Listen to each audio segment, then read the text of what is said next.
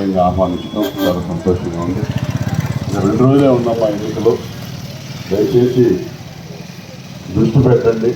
ఈ ఉత్సాహాన్ని ఎన్నికలు అయ్యేంత వరకు ఈరోజు 10, 11, 12, 13 3వ రోజుకి ఎన్నికలు అయిపోతాయి.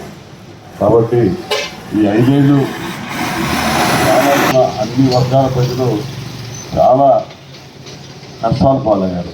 ఈ యథార్థం. జగన్మోహన్ రెడ్డి నేను బటన్ నొక్కానన్నాడు, కానీ ఆ బటన్ నొప్పుడు వల్ల జరిగినటువంటి నష్టం మీరు వెనక్కి తిరిగి చూసుకుంటే పూడ్చలేనటువంటి నష్టం ప్రతి ఒక్కరు కూడా జరిగింది.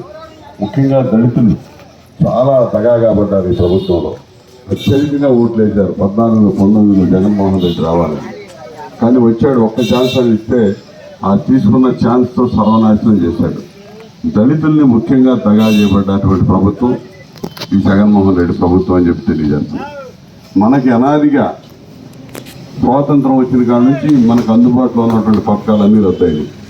చంద్రబాబు నాయుడు గారి హయాంలో 27 స్కీములు మనకు అమల్లో ఉండేవి. అవి మొత్తం రద్దు చేశాడు. మన పిల్లలకు కూడా అమ్మఒడి అని చెప్పి ఇంట్లో ఒకరికని చెప్పి మనకు మోసం చేశాడు. అది రాజ్యాంగ విరుద్ధం. ఎంతమంది పిల్లలు ఉంటే అంతమందికి ఇవ్వాలి. ఈరోజు రేపటి రోజు చంద్రబాబు నాయుడు గారు చేయబోతున్నాడు. అది మనకి పిల్లలు చదువుకునే పిల్లలందరికీ అమ్మఒడి కింద తల్లికి వందనం కింద 15,000 ఇవ్వబోతా ఉన్నాం. ప్రతి ఆడబిడ్డకి 18 ఏళ్ళు నిన్న ప్రతి ఆడబిడ్డకి 1,500 రూపాయలు మరి ఖాతాలో జమ చేసే పరిస్థితి వస్తుంది. పెన్షన్ 4,000 రూపాయలకి పెన్షన్ పెంచుతున్నారు. అది కూడా ఏప్రిల్ నుంచే పెంచి ఏప్రిల్, మే, జూన్ కలిపి జూలై నెలలో 7,000 ఇవ్వబోతున్నారు. రాబోయే రోజుల్లో ఎస్సీ, ఎస్టీ, బీసీలకి 50 సంవత్సరాలకి పెన్షన్ అయిపోతా ఉన్నారు. కాబట్టి మీరు 50 ఏళ్ళున్నా 50 ఏళ్ళకి ఒక 2 సంవత్సరాలు తగ్గినా కూడా మన 2 ఏళ్ళలో మళ్ళీ మీ పెన్షన్కి ఎలిజిబిలిటీ వస్తుంది. అది బాగా గుర్తుపెట్టుకోండి. ఇవన్నీ కూడా చంద్రబాబు నాయుడు గారు, పవన్ కళ్యాణ్ గారి నేతృత్వంలో ఏర్పడిపోయే ప్రభుత్వం. ఇవన్నీ సంక్షేమం ఇవ్వాలన్న సంక్షేమానికి 4 రెట్లు అదనంగా రాబోతుంది. మనకి దళితులకు సంబంధించి ప్రత్యేకంగా మనకున్న సప్లాన్ నిధులు మనమే తెచ్చుకొని అభివృద్ధి చేసుకుంటాం. అవన్నీ ఉండబట్టే ఈ గ్రామాల్లో ఆ విధంగా మన హయాంలో అభివృద్ధి కార్యక్రమాలు జరిగినాయి. రేపు మళ్ళా మిగిలిన అభివృద్ధి కార్యక్రమాలన్నీ శరవేగంగా ముందుకు పంపిస్తాం, తీసుకెళ్తాం. మరి గతంలో 2 సార్లు నన్ను గెలిపించారు. మంత్రిగా నేను సేవలు అందించాను.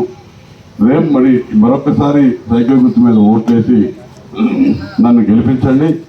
మళ్ళా 5 ఏళ్ళు మీకు సేవకుడిగా పనిచేస్తానని చెప్పి తెలియజేస్తున్నాను. జోరేపూడి గ్రామంలో అభివృద్ధి జరిగిన ప్రతి అభివృద్ధి మన హయాంలో జరిగిందనేది మీరు గుర్తుపెట్టుకోండి.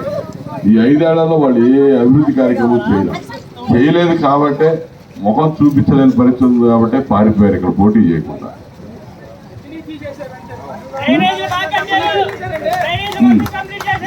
వంటలు కట్టడానికి పిల్లలు కూడా మనమే తయారు చేసేసాం. ఇవన్నీ అన్ని రకాల అభివృద్ధి, ఏ అభివృద్ధి అయినా బ్రాండ్ మనమే కనపడతాం. ఇవాళ వాళ్ళు ఏమీ చేయలేకపోయారు కాబట్టి ఇక్కడ నుంచి పారిపోయారు. వచ్చిన వ్యక్తులు కొత్తడేమో అసలు కేరాపు లేని మనిషి అక్కడ చీకొడితే ఇక్కడికి వచ్చాడు. ఇదంతా వలస బస్సులు.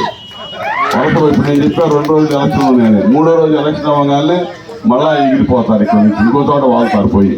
కాబట్టి మీరు ఆలోచించండి. మరొకసారి మీ వ్యక్తిగా, మీ వాడిగా, మీ సొంత మనిషిగా ఉండే నన్ను మరొకసారి సైకిల్ గుర్తు మీద ఓట్లేసి ఎమ్మెల్యేగా గెలిపించండి.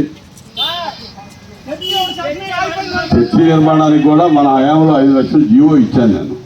అది తర్వాత వీళ్ళు అధికారంలోకి వచ్చి అది కాస్త క్యాన్సిల్ చేసేసారు. ఇవన్నీ చాలా ఉన్నాయి చేయాల్సింది. ఇవన్నీ చాలా సమస్యలు పెండింగ్లో ఉన్నాయి. అవన్నీ కూడా పరిష్కరిస్తాను.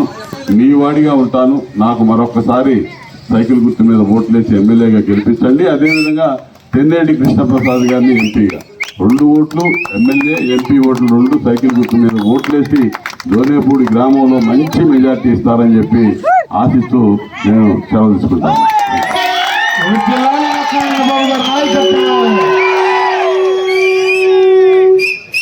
వర్జిల్లాలి నక్కా ఆనందబాబు గారు.